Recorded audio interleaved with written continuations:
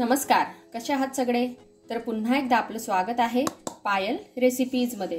आज आपण मस्त असे लसुनी शेव बघणार आहोत। त्यासाठी मी इथे 250 ग्रॅम एवढं बेसन पीठ घेतलेलं आहे। आजची जी आपली रेसिपी आहे ती दिवाळी स्पेशल चौथी रेसिपी आहे, तर तुम्ही नक्की बघा। आता या बेसन पिठामध्ये आपल्याला काही इन्ग्रेडियंट्स टाकून घ्यायचे आहेत, तर ते काय काय आहे ते आपण बघूया।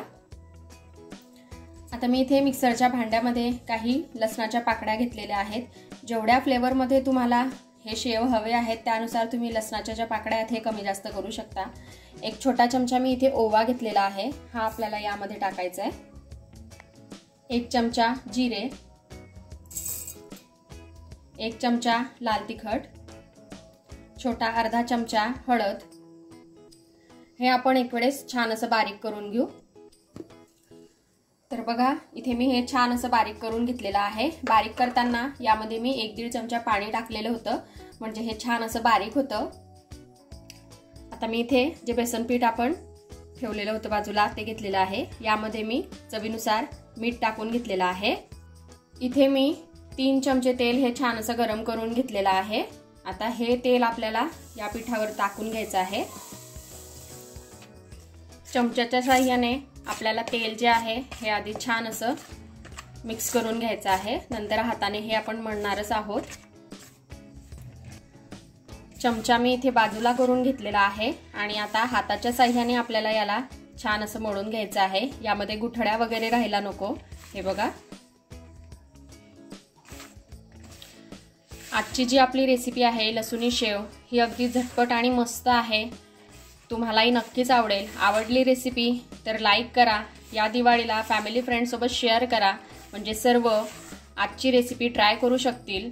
आणि सबस्क्राइब करायला विसरू नका, म्हणजेच नवनवीन दिवाळी स्पेशल रेसिपीज मी तुमच्यासाठी घेऊन येत राहील। इथे मी आता हे छान असं करून घेतलेलं आहे मिक्स।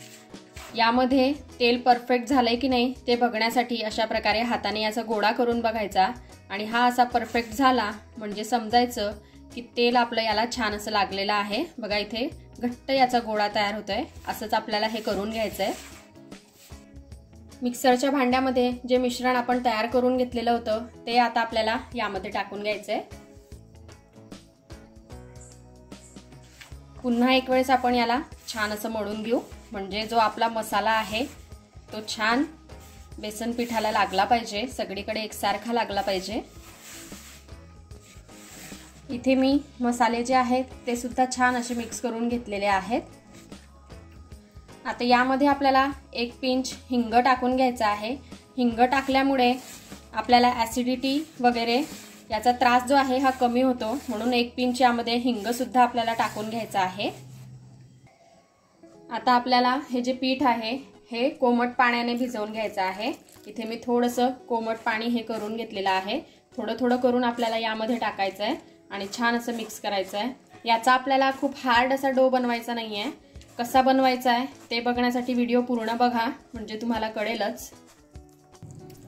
आणि पाणी जे आहे हे थोडं आपल्याला सांभाळूनच टाकायचं आहे, कारण हे खूप असं पातळ सुद्धा व्हायला नको। थोडं थोडं करूनच आपल्याला टाकायचं आहे आणि याला छान असं मिक्स करत जायचं आहे। तर इथे मी हे छान असं मळून घेतलेलं आहे, तुम्ही बघू शकता। आता इथे आपल्याला शेव जे आहेत हे छान असे गाळून घ्यायचे आहे। चला तर मग ते करूया। आता आपल्याला शेवचा साचा घ्यायचा आहे आणि यामध्ये अशा प्रकारे जी आपली शेव तयार करायची चकली असते ती टाकायची आहे।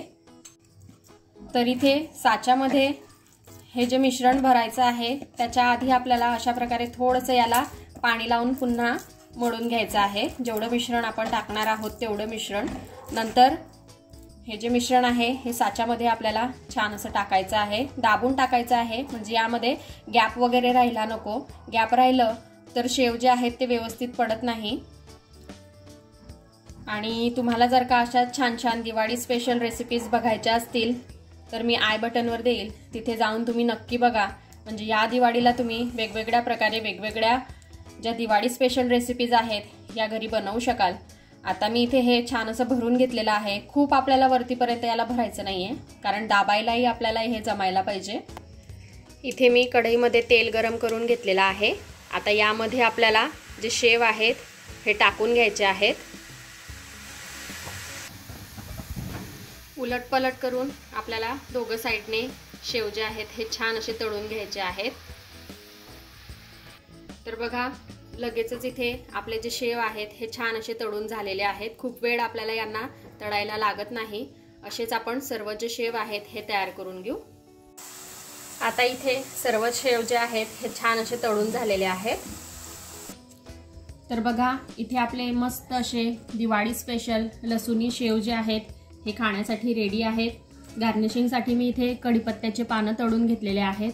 हे आपण यावर ठेवून घेऊ म्हणजे दिसायला सुद्धा सुंदर दिसतील। तर अशा प्रकारे मस्त असे लसुनी शेव तुम्हीही घरी बनवून बघा आणि कसे वाटले ते मला कमेंटमध्ये कळवा। आपण भेटूया अशाच एका छानशा रेसिपी सोबत नेक्स्ट व्हिडिओमध्ये। तोपर्यंत आपली काळजी घ्या आणि जाता जाता चॅनलला सबस्क्राइब करा। Take care, bye bye.